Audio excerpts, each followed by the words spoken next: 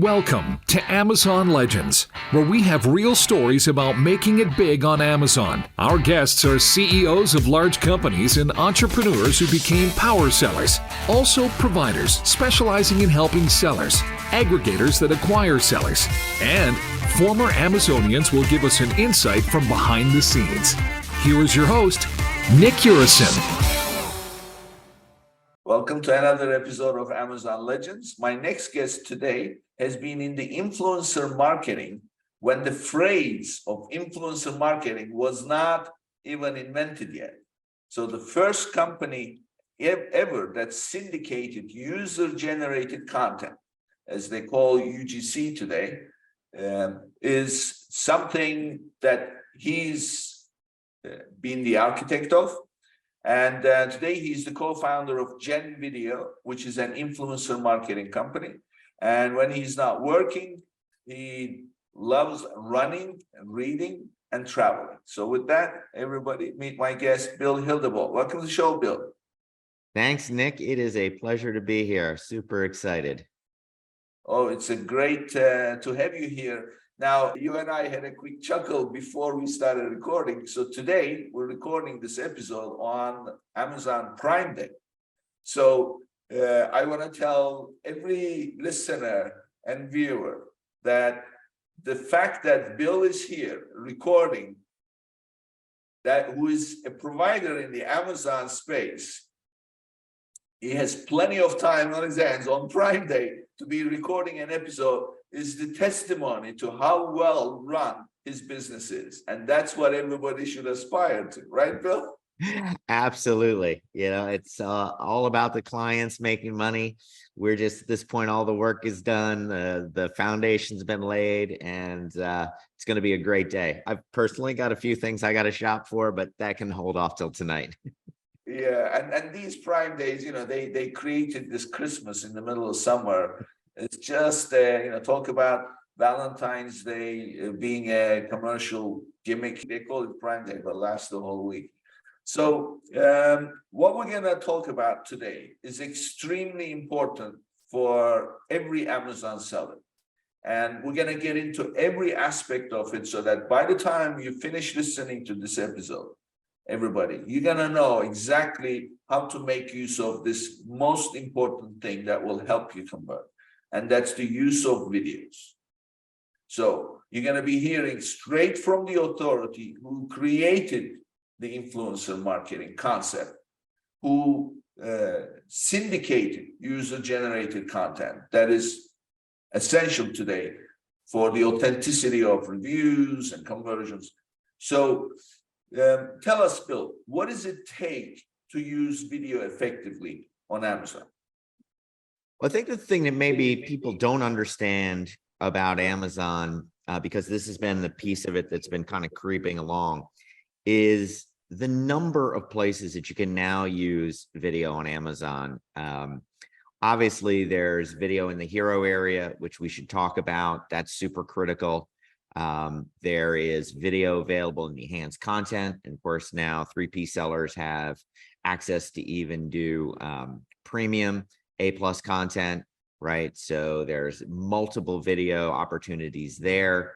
Below the fold or further below the fold, there is the Amazon related videos or Amazon video shorts. It's gone by a few different names over the years. You know, we helped start that with Amazon. We'll be happy to talk about that. And now you're seeing around the Amazon Marketing Cloud, things like video being ever more prevalent in the SERP.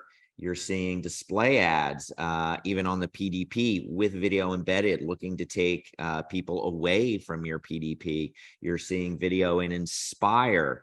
And what we're even seeing is some of these other placements are even infiltrating the hero area. And so not 6 months goes by where there's not a different use of video on the PDP. And I think that really changes the implication of the strategy. I think most people know they need to have video, but I think it's really shifting now from something that was, check the box, like I have to have product specs, I have to have a video, so I'll just check that box. It's moving from check the box to something, I think, that it's much more strategic and requires some real thinking. So hopefully we'll get a chance to talk about all of that today.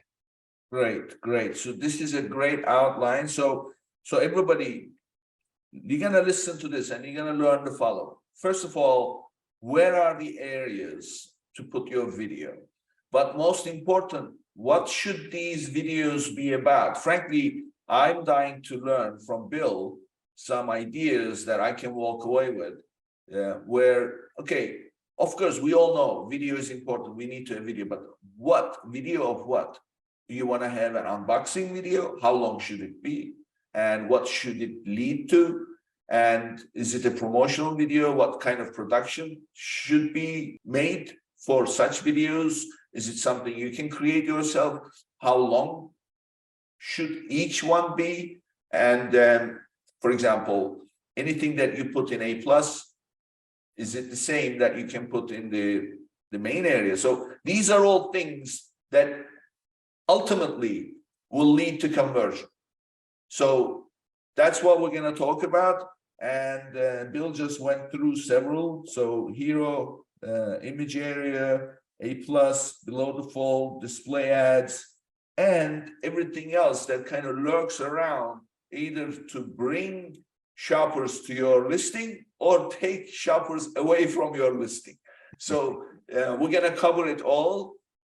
You want to take notes, you want to go back and rewind and listen to it again, feel free to do that. So with that, let's dive in, Bill. So let's discuss the first one, where you have the hero image and you have multiple videos you can submit. So let's start with that. What can you share with us? Yeah, so the hero area is where it all started. Obviously, it was the first placement on Amazon where you could use video.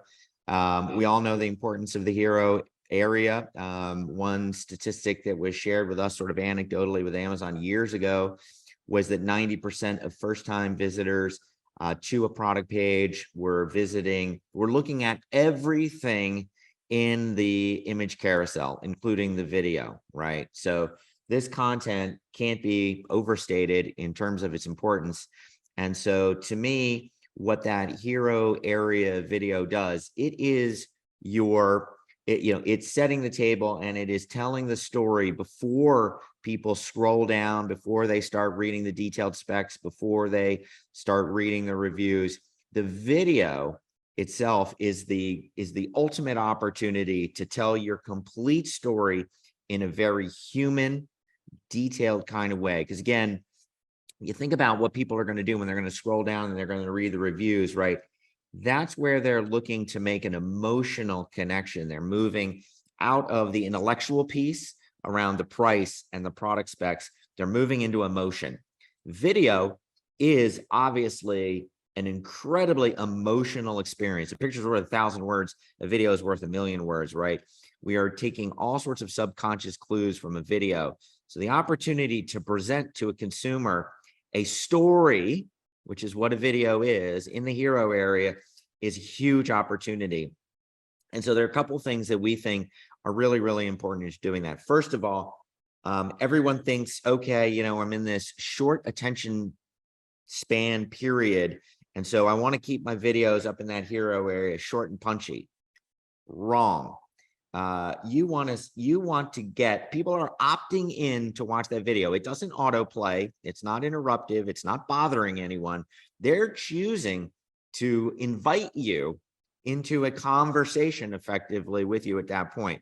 And so you want to give them as much information as they're willing to absorb. And so we think minimum 45 seconds. So the average dwell time in a video in those areas, and actually across Amazon, when it's available, 45 seconds easily done. So we think the ideal length is actually a minute, minute and a half, 2 minutes, 2.5 minutes. Now, again, people might drop off before you're done. That's okay. All that means is you need to order that video in the hero area, starting with the most important information and then moving down toward less important information. And now, but if you've got a minute, you can communicate a whole lot of things. So what are some of the things we think you should be communicating in that time? Unboxing is great, right? So one of the things I think people underappreciate with all these video opportunities and all the imagery opportunities Amazon is becoming more of a social platform itself, and it is a palette to tell these very broad, social stories. And so something that would be accepted on social media absolutely is appropriate in that shopping environment. TikTok made me buy it, right? So bring some of those elements in. Everybody's familiar with scrolling on Instagram. Everybody's familiar with doing deep dive research on YouTube. All those elements are great. So an unboxing is a great idea to do, but it's obviously just the beginning.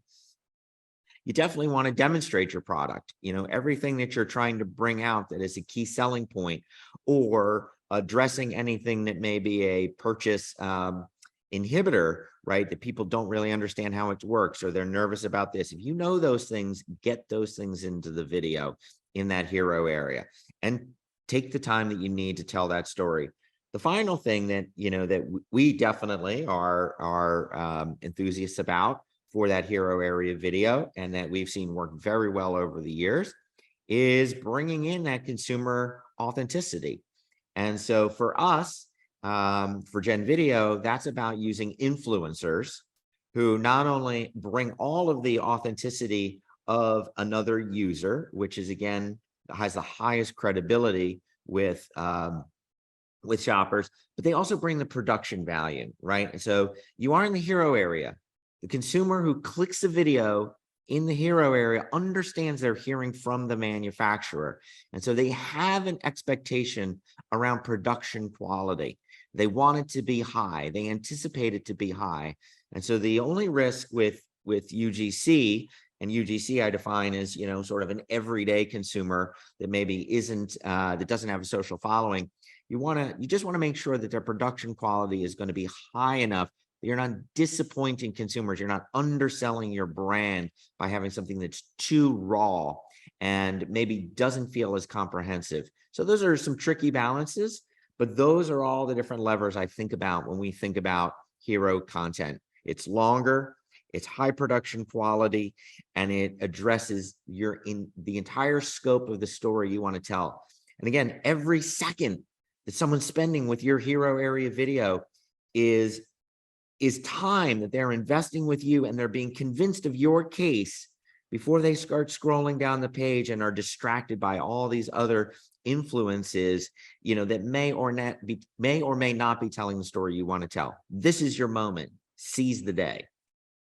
Okay.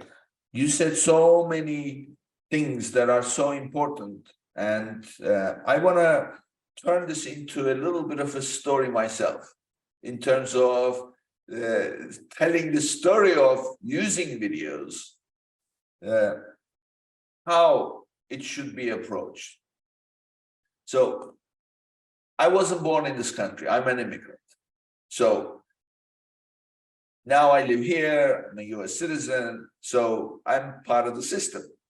But before I became part of the, if you like, the fabric of the society, I was an outsider. So one thing that happens when you get off the plane, wherever you are arriving, you have 3 lanes. Well, in the old days, there was only 2 lanes. There was US citizens and non-US.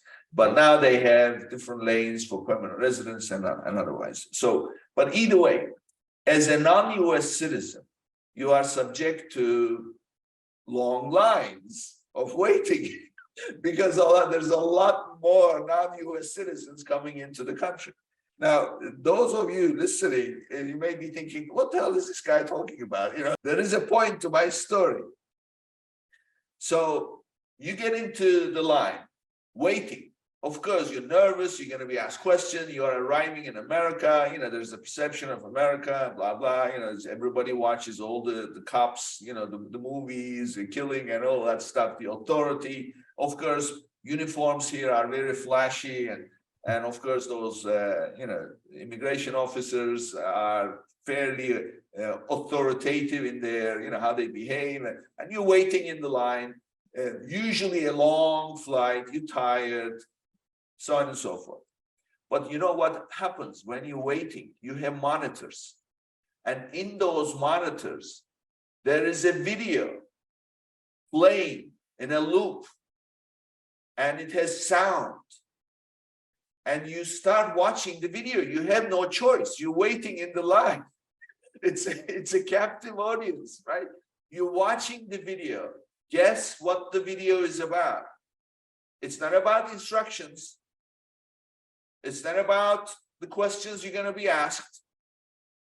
It's about America.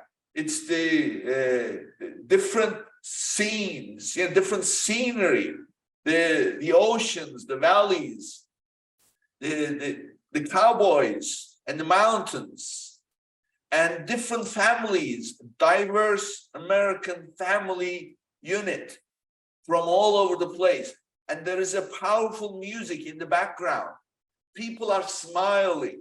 They're looking at you and saying hello. That's what you watch. As long as you wait, guess what happens by the time you get to the point where it's now your turn? You have completely calmed down. You have developed a positive attitude about what you are entering into. It's the greatest place in the world, and you want to be part of it. And now this is your moment to present your case, why you want to be here.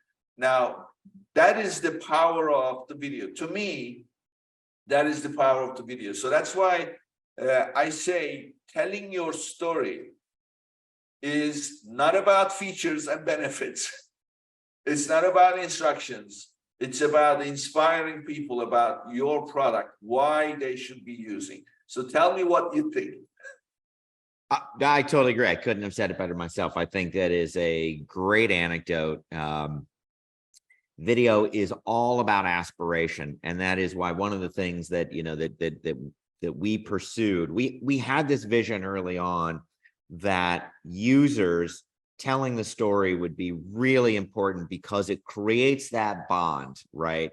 Between, what we're all thinking about when we buy products is this product right for me? Am I going to fit into the tribe? Do I want to associate with this brand? And so to us, the best way for that to occur was through users. So initially user-generated content, now influencer content. And one of the tricks that we did early on, and we continue to do this in a lot of cases, we'll actually put in that hero video multiple different influencers who represent different demographic segments targeted for that product, so that everyone watching the video who we want to become our consumers, who we think are our ideal consumers, will see, oh, there I am, and I love this product through the eyes of another consumer. And so again, yes, it is about human connection and aspiration. And that's why I said the thing also about the higher production quality, which is another thing that people can get tripped up on, because there are various forms of, of super raw content versus very aspirational. And there's a balance, right? But you want people to relate and feel that this is a brand and a product that is going to get me where I'm trying to go in life. It's going to take me one step closer to my idealized state, right? That's why we buy products. They facilitate some need that we have. And so I think you nailed it. I mean, it is about that connection. It's about leaning back, and it's about saying, I don't care if this product costs $1 more than the other product. This is the one for me. And we actually found this. We did studies where people, after they watched our videos, were willing to pay more for that product. It was one of the most profound findings we had about video. The other thing I failed to mention, so video, a good video in the hero area can lift conversion rates 20 to 30% on average. That's what we find when we do either A/B or pre-post conversion tests. That is a massive lever. And by the way, like, again, we, because we're influencer marketing, we're doing influencer marketing, activations on social media platforms, driving traffic down funnel, looking at the attributed sales, again, so we know the content works even on social media platforms, but truly the lever that really matters is not the sales you can get immediately from social. It's that conversion rate lift. So you're changing behaviors. It's just like you said, when you get to the front of the line, my God, you're so determined to be an American, you will bust down the doors and do anything because of that video. It's the same effect on a product page when done well. Yeah. So I want to dissect some of the things that you mentioned, because I think they are so important, but unless you start creating one, you don't really think about those. First of all, the length. So I heard you mention it should be at least 45 seconds, about a minute or 2 minutes. So in your experience, what is the optimum length? I think now that gets into what is your product category and what is it that you're trying to communicate. There are definitely categories where, if it's a carrot peeler, it might be hard to make a video that is a minute and a half. It might be possible, right? If you're OXO and you've got all sorts of things that you've designed into that carrot peeler that makes it superior, you might still get to a minute. But I can allow that there may be categories where you feel like, man, I just don't have 45 seconds worth of things to say. And that's fine. So maybe you're down into the 20 to 30 seconds. But if you are, selling a laptop, I've got no problem with a 2-minute, 2.5-minute video to do an unboxing, to do the feature benefits, all those types of things. And again, the mistake that we see is we see a lot of clients just saying like, well, I just don't want to do more than 10 seconds. I mean, people's attention spans are so short. Honestly, by the time again, that is not understanding the behavior that's occurring. Yes, when I'm on TikTok or Instagram and I'm doing this or this or this to, flip through content, the average view time may be 5 or 10 seconds. And yes, you only have 1 second to capture my attention. Applying that to an Amazon product page is completely to misunderstand the context. The context is I'm scrolling through the images. I have to click play on the video. On most pages now, it doesn't even play in line. It pops the modal open, and then the video starts to play. It takes 3 seconds just for the experience to start. So if you've given me a 10-second video, you've wasted my time, to be honest. You probably haven't communicated a whole lot, and that's annoying as much as anything. And so I've chosen to watch your video. I'm inviting you to sell to me. Use that time, at least 30 seconds. Again, that's the average we found. The average view length was 45 seconds. And so that means that average is being pulled down by all the videos that were only 45 seconds long.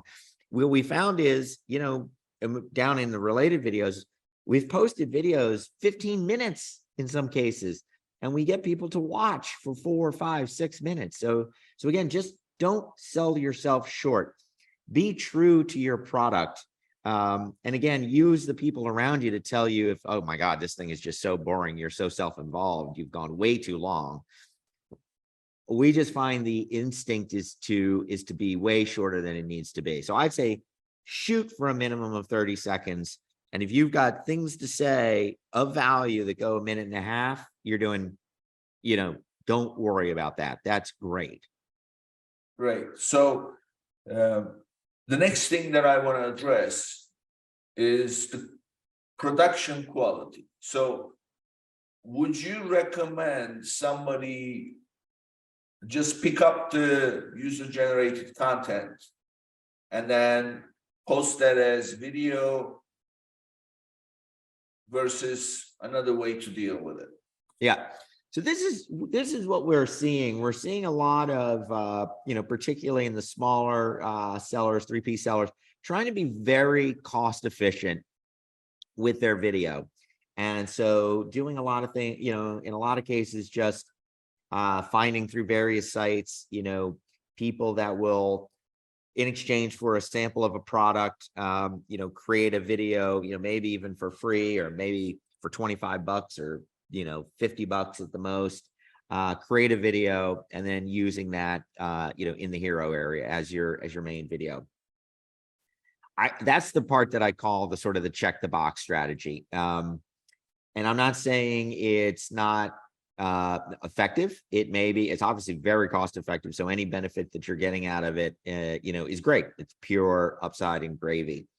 I do worry that it is leaving the bigger opportunity on the table, on the floor, and not going after it, because when you are doing that, you're not really going to be able to get into any sort of engaged dialogue around that consumer, what you're going to, what they give is what you're going to get.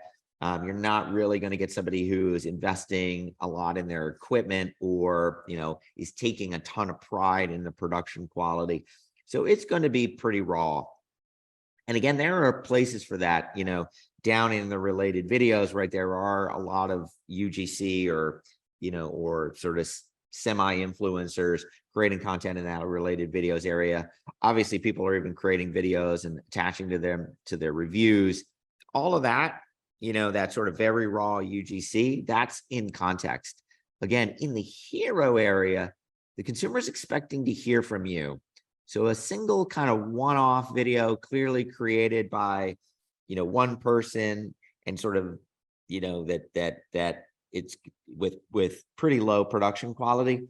I'm not sure that's the best representation. I'm not sure that's going to give you truly that full conversion rate lift opportunity. And the other thing that it's almost definitely not going to do is to allow you to repurpose that video thoughtfully and break it into components, which is probably one of the next topics that we should get into in terms of, where all the other uses that you can apply that content to. So ideally, that hero video is something you're going to be able to break down and use in all these other contexts.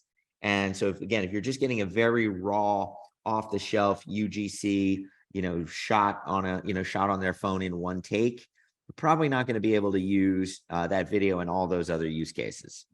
Yeah, you are being too polite, frankly. So I'm going to make it official. Do not use user-generated content in your hero image area as your product video.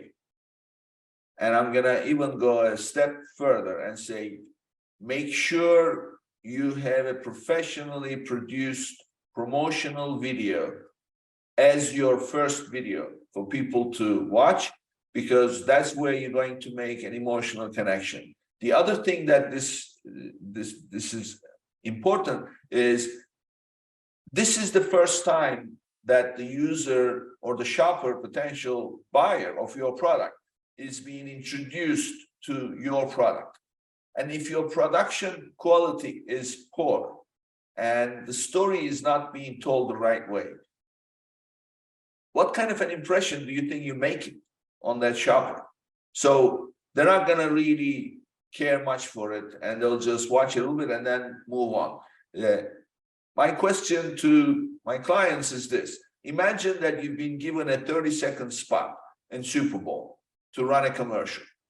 Do you take your iPhone and shoot one yourself, or do you get somebody's video that they sent to you and use that as a commercial? No, this is your time. You have to shine. So make sure that you have it produced professionally with a script. And I'm going to say this, tell me what you think, Bill, because there is also Amazon terms of service situations here. At the end of the video, I'd like to add a call to action. So what are your thoughts about that? What kind of examples can you share with us that are TOS compliant, and at the same time, it is there rather than just end the video without a CTA?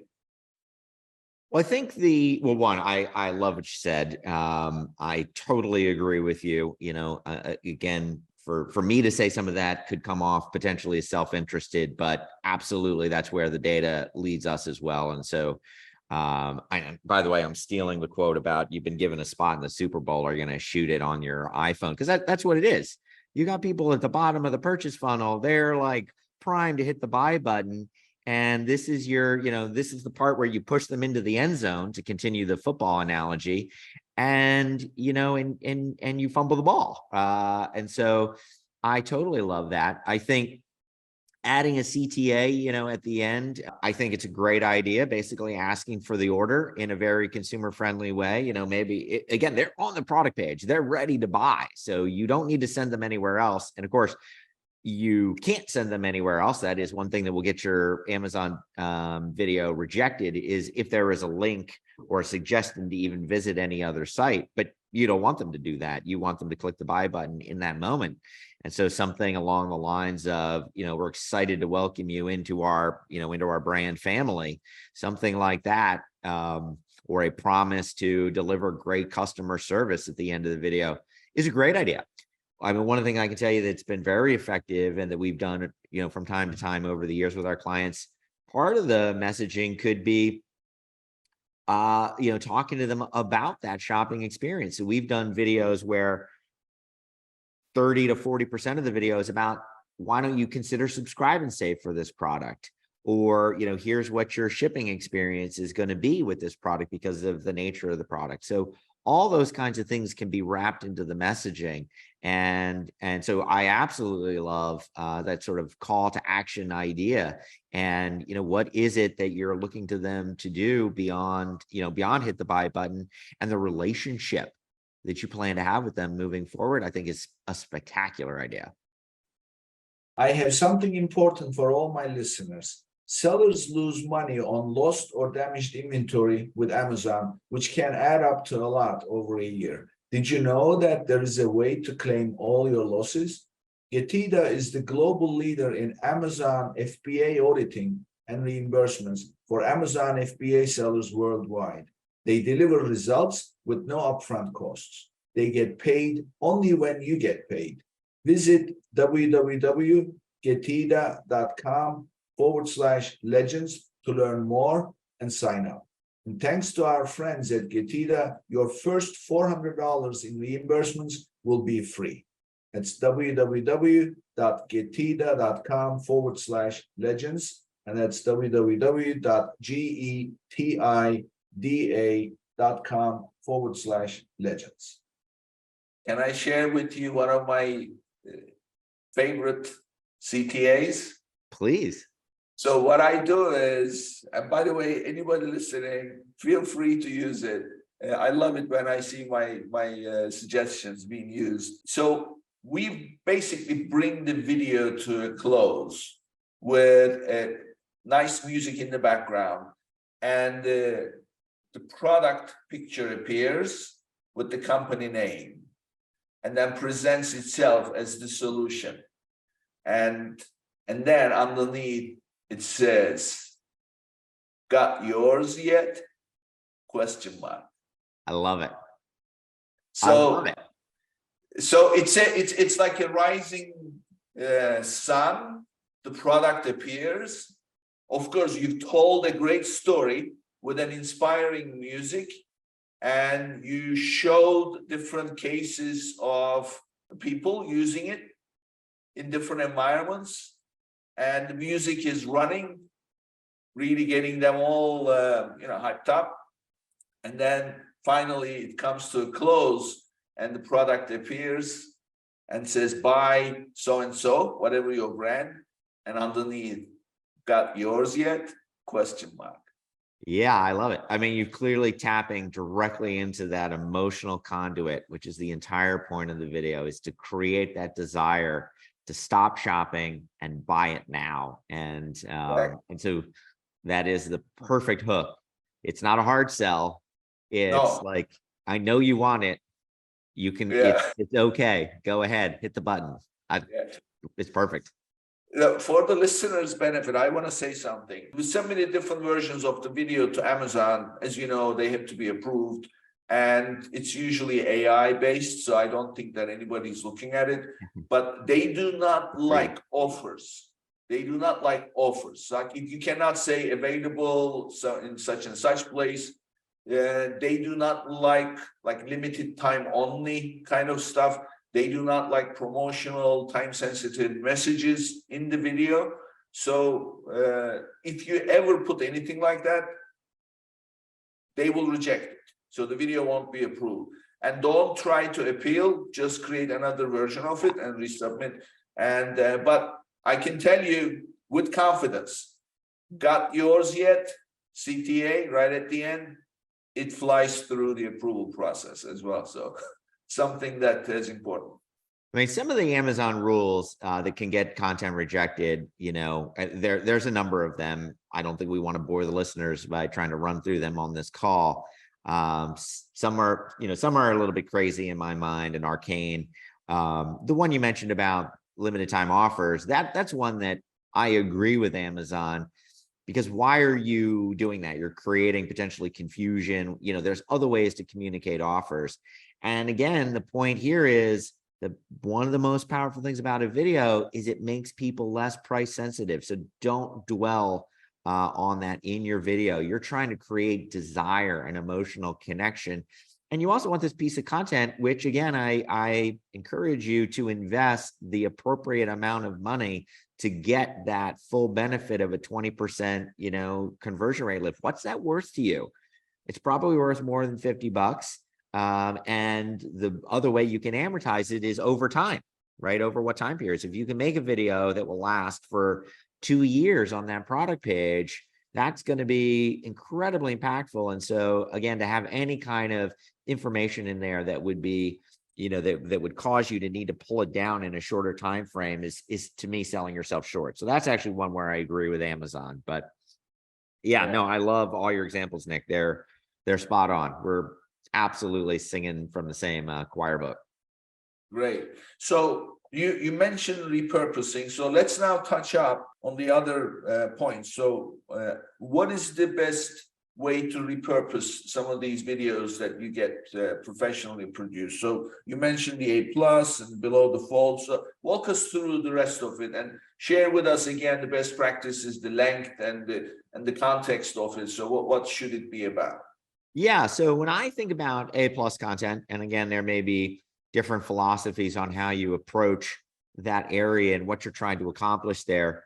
But to me, this is where, because of the breadth of the real estate, the way it's laid out, you're sort of exploding all these selling points and, creating pops around each one of the things that you think differentiates your product, and, demonstrating that through imagery and video and enhanced text, and more graphic elements. And so one of the things we love to see happen is if we've created this very thoughtful, as you say, scripted video that's kind of going through the different features, again, maybe purchase hurdles and addressing those one by one, why don't we break the video down into shorter clips, 10, 15, 20 seconds, that then address each one of those that I want to bring out in my A+ content, and create a shorter video that's just focusing in on that point. So even if the consumer has watched the entire full-length video up above, now as I go down and I'm thinking more about each one of those selling points, I'm going to rewatch the pieces that are most important to me. And so I'm getting this repetition and consistency of voice. And again, this can even work if you have created a video in such a way where, maybe your initial video, you captured 4 minutes of video that you think are great. Only 2 minutes of that maybe is in the hero video, but you've got these other snippets potentially that you are using, in that A+ area. So again, in the A+ area, this is where I change a little bit and say, why don't I be a little bit punchier, make one point at a time that's associated with what I'm trying to accomplish in that A+ area with a shorter video clip. And so that's one way that I think you can break it down. Then obviously, if we think about some of the other opportunities, so in search, right? Video ads are popping up in search. Everything that we're hearing from, from the Amazon teams are that those video search ads are having a huge impact and a game changer, right? So the SERP has gotten so crazy and so competitive that you've got to find ways to break through the clutter, and video search ads are one way to do it. Those videos, are going to be something where you're going to want sound off, or that they're going to work with sound off.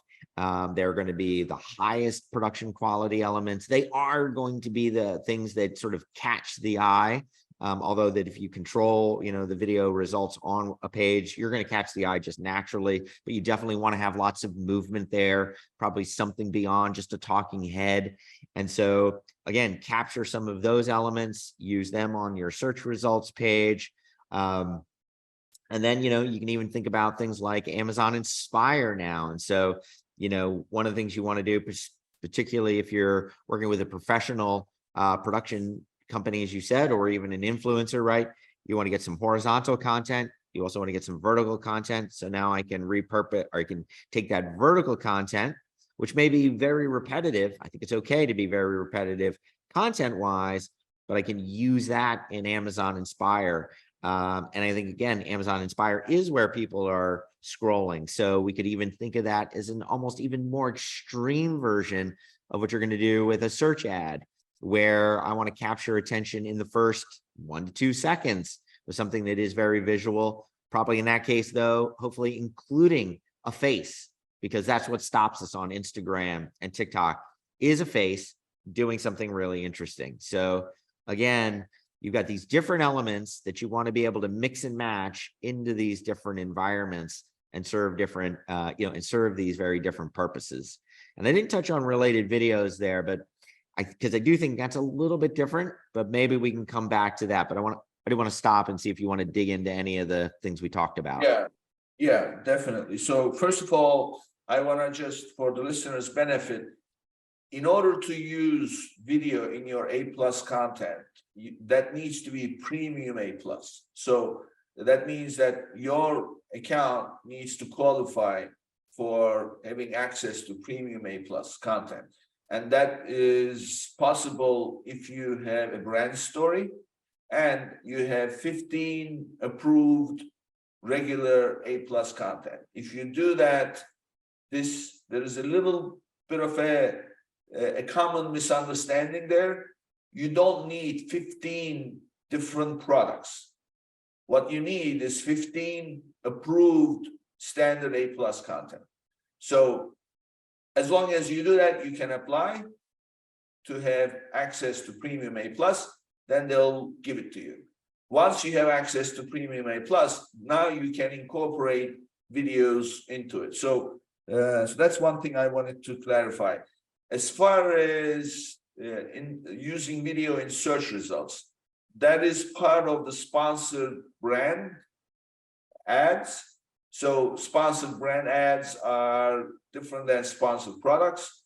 So I would not recommend dealing with that unless you're dealing with an agency, because they will do the right thing in terms of associating it with the right keywords and things like that. So because you're paying for clicks at the end of the day, so you don't want to just learn the craft on the job, so to speak.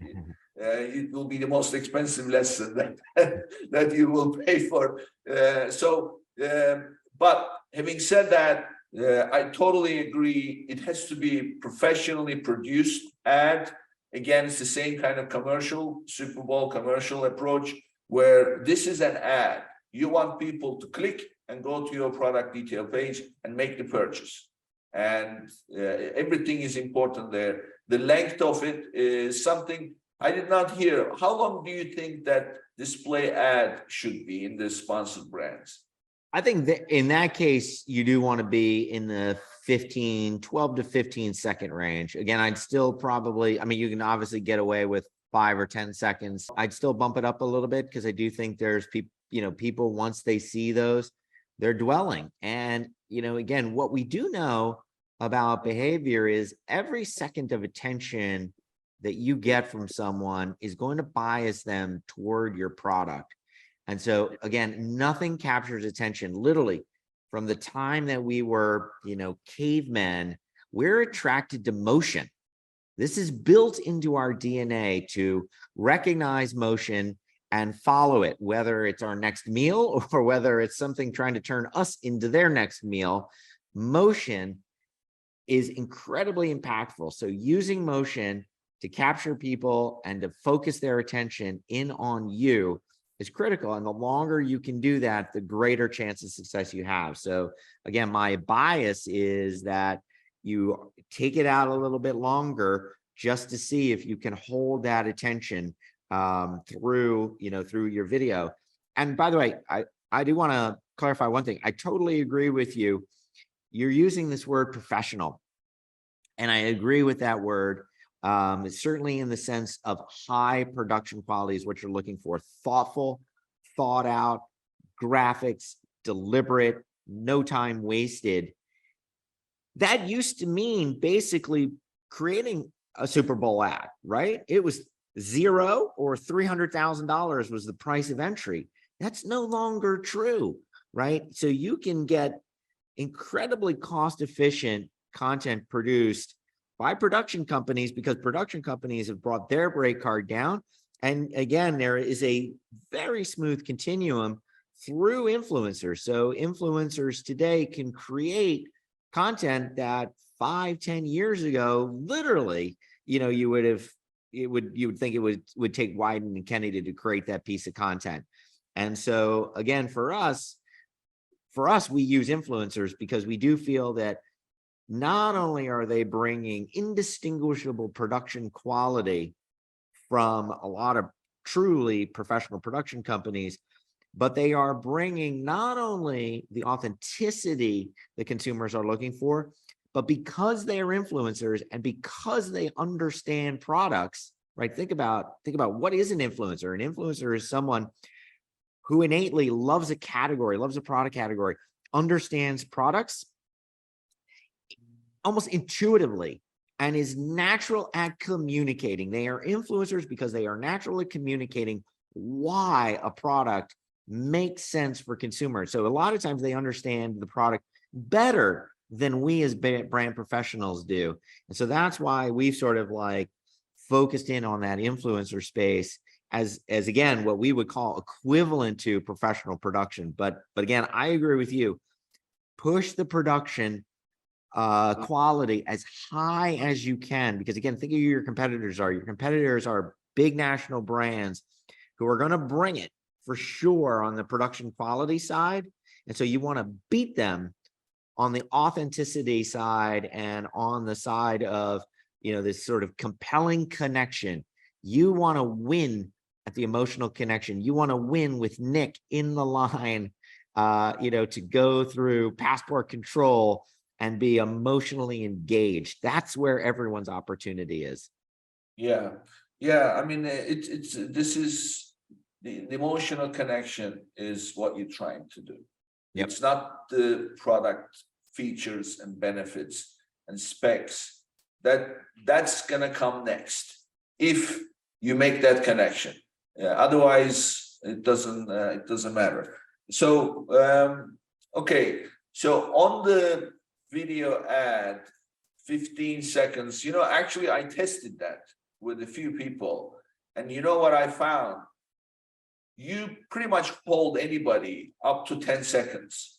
After 10 seconds, it starts to become a little bit less effective, and you definitely start to lose people around 15. So typically what I recommend my clients always shoot for about 15 seconds. So I say, get a promotional video done.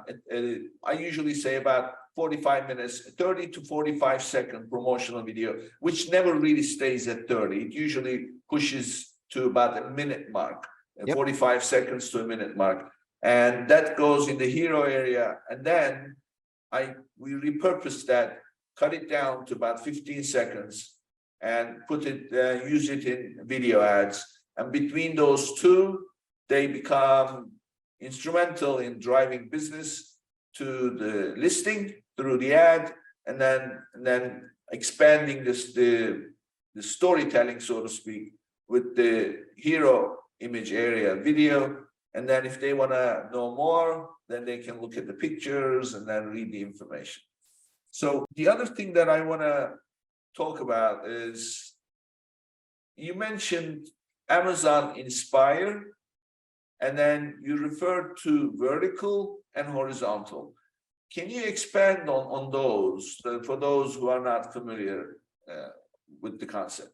Yeah. So the horizontal video, right? Obviously something that's shot in landscape mode, the default mode on YouTube. And by the way, if you think about the way these social channels are playing out, if evolved and played out, YouTube is where people go to do long form product research. Again, we're active on all the social platforms. We really started on YouTube because we were video first. And so that was the default logical platform for us to be on 10 years ago. And we were very early. Everyone else was just, focused on Instagram. It's much easier to be on Instagram. But if you think about it, again, YouTube is a landscape type experience, a classic, almost TV experience. So very much oriented toward long form viewing. And that's where people are doing long form product research with dwell times, video watch lengths that frankly, if anything, are expanding, right? So YouTube is actually catching up to TV in many ways. And so all this stuff puts, so the orientation of that hero video is landscape. And again, that's where people are conditioned to watch when they're watching in landscape mode, they're conditioned to dwell longer. So all this is sort of, footing together and fitting together like pieces of a jigsaw puzzle. That's where, you and me, Nick, are sort of recommending, hey, think about 45 seconds to, up to 2 minutes for that area. Vertical, the way that, TikTok works, Instagram works, those have traditionally been phone-based experiences, mobile experiences, the shorter times, the scanning through with our thumbs and skipping around to find the content we want. So even as they have moved, think about Instagram moving from entirely image-based to now much more of a video orientation, or TikTok, the eating the world short form video experience. Those are vertical experiences. We're conditioned for them to be shorter. And so we want to have that shorter video content to resonate, and we can expect the same sort of consumer behaviors, even though they're now in the Amazon environment. So I like to think of the Amazon as a hybrid social environment. And I think Amazon wants to be a hybrid social environment. So it will always be commerce first, but I think they want you to feel like you're having this fun social experience and, just clicking the buy button, every minute or two.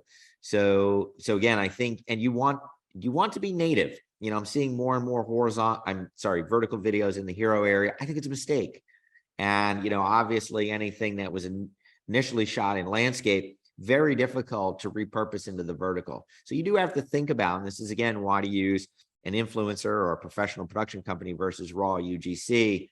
You need somebody to think about, okay, I need to reshoot that same point that I was making, into the vertical, the way that I did it in the landscape. And I need to provide all those assets back to the client. It's still going to be way more cost efficient than having two different people do it. And you're going to lose consistency of editorial voice. So you just have to think about that's one of your production needs as you go into this. Yeah. I mean, what I'm taking away from this conversation is you got to have a strategy for landscape and vertical videos. You can't just have one and then think, as you mentioned at the beginning, I like that phrase, check the box approach. Check the box approach no longer works. No longer works. There is another fact here. More than half of the shopping is being done on mobile. So therefore, people are used to that mobile. Something else you mentioned that I caught is so significant. When somebody starts watching a video in a horizontal landscape format, they are preconditioned to watch longer. But if they are watching in a vertical format, they are equally preconditioned to scroll up to the next one very quickly. So therefore, your messaging has to be a good fit for the format that you want to produce.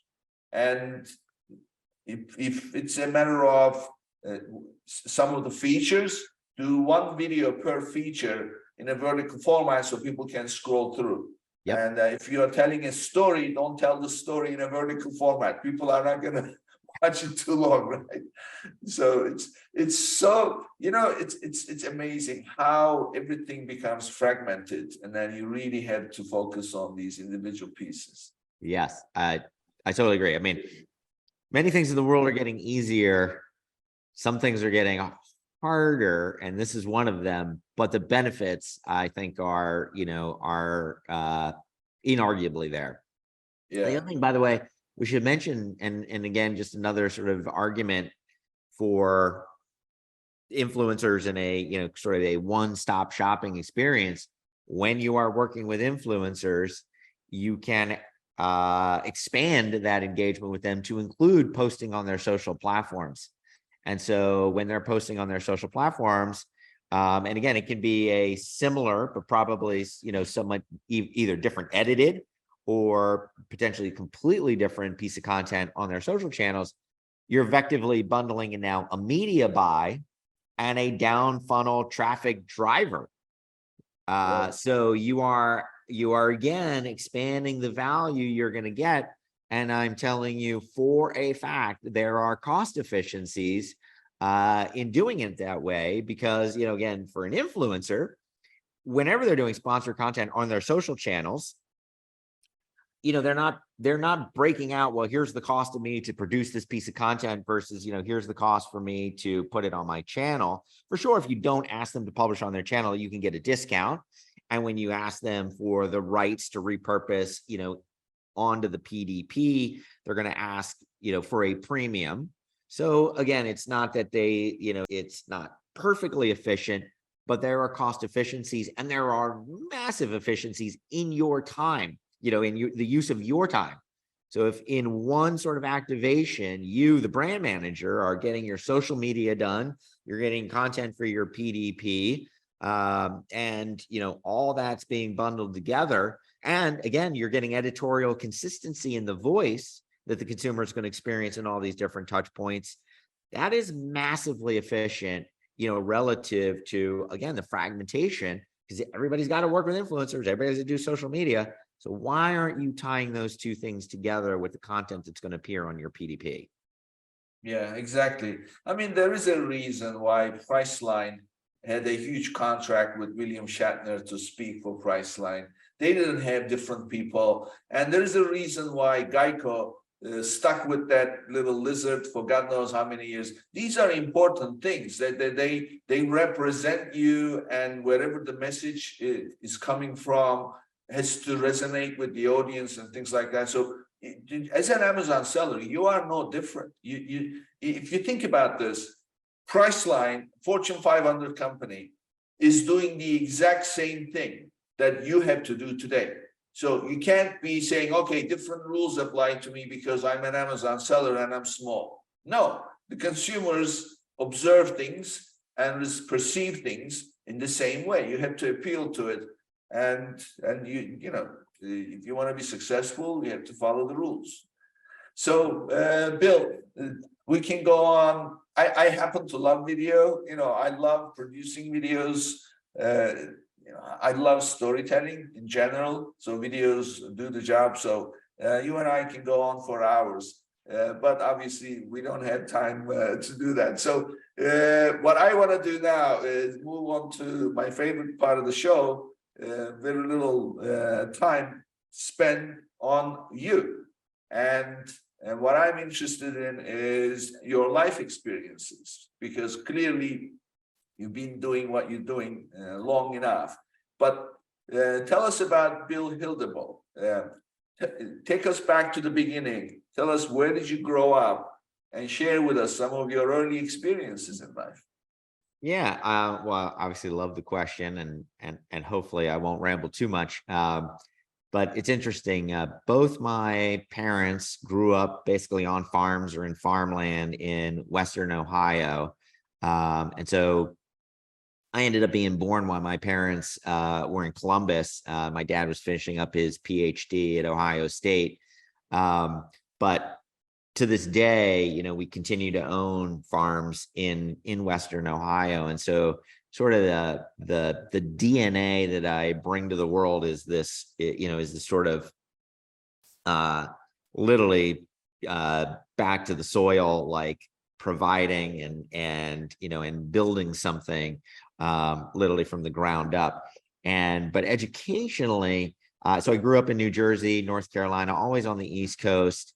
My aptitude ended up being more mathematical. And so my first job out of college was working in a commercial bank. It was called Wachovia. It's now part of Wells Fargo. And then I moved on and I did investment banking in Morgan Stanley.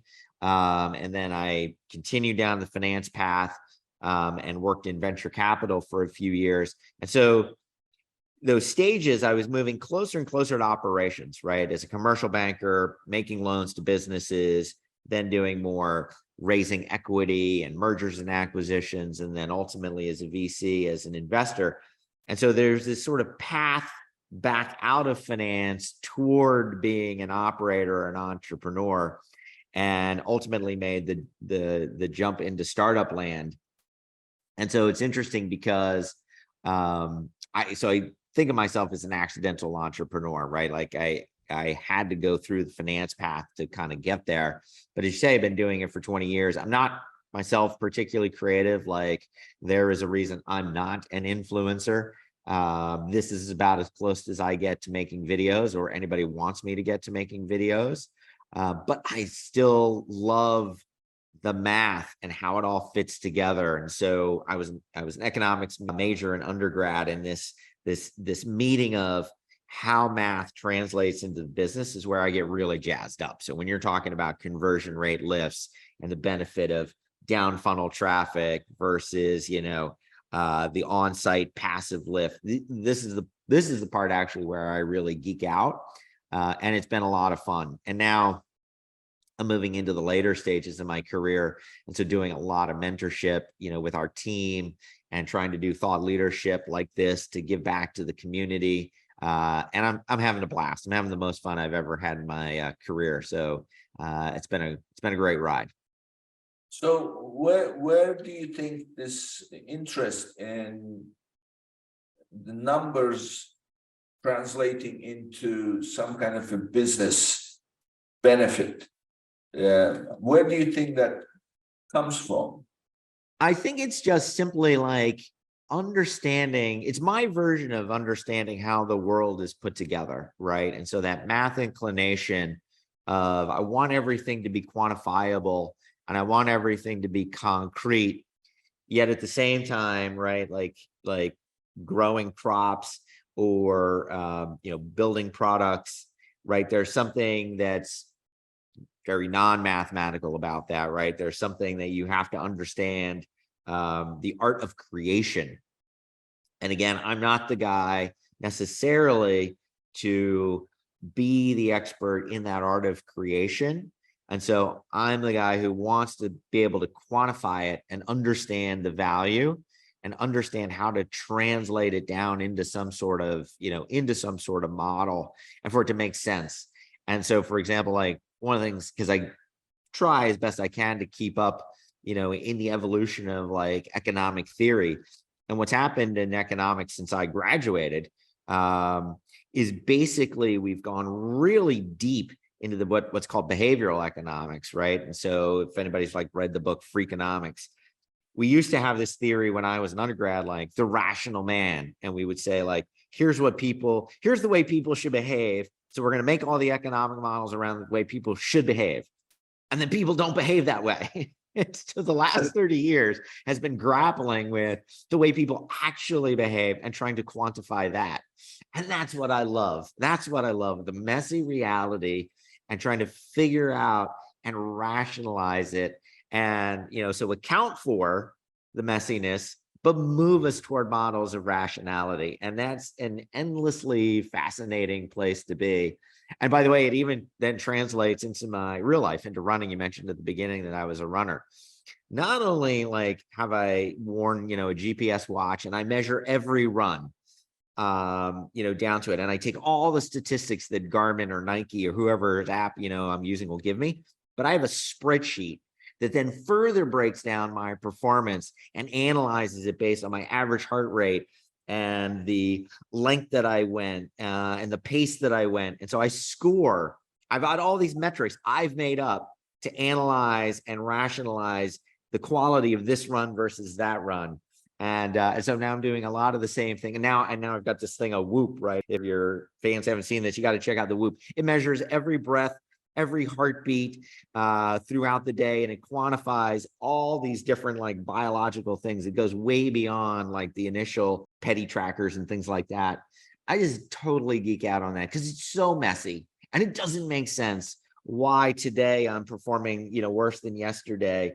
But that's it. That's it. It's trying to quantify and translate back and forth between the numbers and the experience they have. And it's just, I just love it.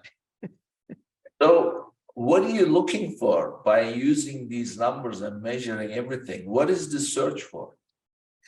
Well, the search, right, for all of us is ultimately happiness. And so, the question though is, how do you get to happiness, and what are the behaviors that are leading to happiness, right? And so, on the one hand, drinking a beer in the moment, right, feels great. And there is happiness and there is relaxation, and there we can talk about like the psychological benefits of it. On the other hand, right, it inarguably degrades performance. It can lead to, less good sleep. So in the long run, is it truly leading to happiness or not? I don't think there's a clear answer. And so, but it is using all these numbers to quantify things like nutrition, exercise, and again, figuring out like, what does it mean? What's it doing to me? And is it leading me toward my goal of happiness? I think a lot of people, right, would be horrified by this thing. And even I'm learning to use it, where if you're tracking all these numbers and, your heart rate, your breathing rate, like, wouldn't that just drive you crazy? And sure. So then you even have to like balance out, like, well, how do I use this tool to get me to where I want to go and not just become obsessed over it? And so even that I appreciate is this sort of balance. But to me, it's part of discovery, right? And so I try to look at the world through the eyes of the 7-year-old Bill, the guy that to everything was new and wondrous, and finding ways, as I'm now in my 50s, to continue to bring that wonder to the world through these new insights that I have into myself and the world around me. And again, then doing the same thing back for my clients in this one specific narrow area, and quantifying the things that that they're experiencing in their campaign. So again, it's this place where the numbers and the messy world intersect that I just find beautiful. So I have two things to tell you. It's right up this alley. If you're searching for happiness, for anybody listening, I get philosophical in this part of the show usually because never used to like philosophy, but now I love it. There is a book called Happiness Advantage. It's by a gentleman called Sean Aker, S-H-A-W-N, Aker, A-C-H-O-R, Sean Aker. So I will highly recommend reading this book. So Bill, the book is exactly what you're talking about. So if you are doing things to be happy, to achieve happiness, then the direction has to be reversed. In other words, those things that you're doing to be happy, you will be doing those things while being happy. That's what the book suggests. And basically the way Sean Aker puts it is, we index our happiness to doing certain things, achieving certain goals. So we think that when I get this, when I do this, when I do that, when I get there, I will be happy. However, the human psychology is our goals, our desires change all the time. So by the time we achieve those things that we set out to achieve, or we do those things that we set out to do, now we want something else. So therefore, we're never happy. So he says that this has to be like the thoughts in the early days where people thought the earth was flat and that everything revolved around the earth, until in 1300s Copernicus came along and invented the telescope and said, hey everybody, look, we are not in the center of the universe. In fact, we revolve around the sun. So that's how the happiness should be handled. We've got to be maintaining a happy state of mind at all times. while doing the things that we do, which will then bring everything that we want to do around to us instead of us chasing after it. So that's the book.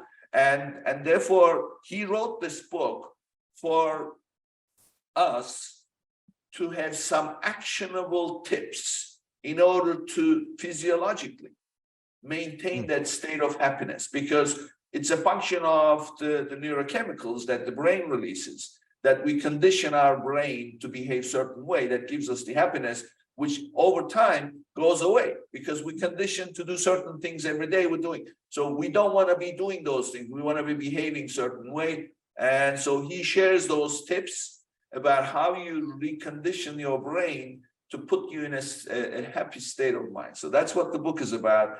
And I love the book and I highly recommend it. So going back to what you said about why you're doing this, and you said happiness, and I'm going to end the show with this. There's a movie I'm sure you've heard of, and I'm sure you've seen, A Beautiful Mind. It's a true story of this Nobel Prize winner, scientist who was a schizophrenic guy. Right at the end of the movie, he's receiving the Nobel Prize, and he gets up to give a speech. And he says, all my life, I look for solutions. But what I didn't realize was the very thing I was searching for was always right next to me, pointing to his wife. And I love that speech. So, maybe the search is over. Maybe you just look around, it's already there, and no need to search so much. I love it. That is a great way to end. I will be reading Happiness Advantage this weekend. I love it. Yeah, it's a great book. So, Bill, love the conversation. Tell us, how can people reach you? Share your contact information with us. Yeah, it's very easy. I am Bill at gen.video, no .com at the end. And Gen is with a G for generate or generation, or a few other potential meanings to that. But Bill at gen.video, love to hear from everybody.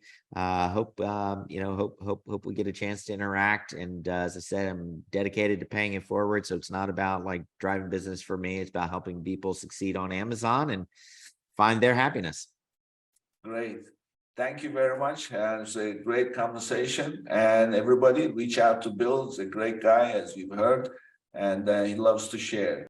Before we wrap up, don't forget to visit www.getida.com/legends to learn more and sign up to claim money for your lost or damaged inventory with Amazon. Your first $400 in reimbursements will be free. www.getida.com/legends, and that's www.getida.com/legends. So with that, it brings us to the end of another show, and I'll see you on the next one. If you enjoyed today's episode, be sure to subscribe, rate, and review the episode, and share it with someone you think would benefit from it too.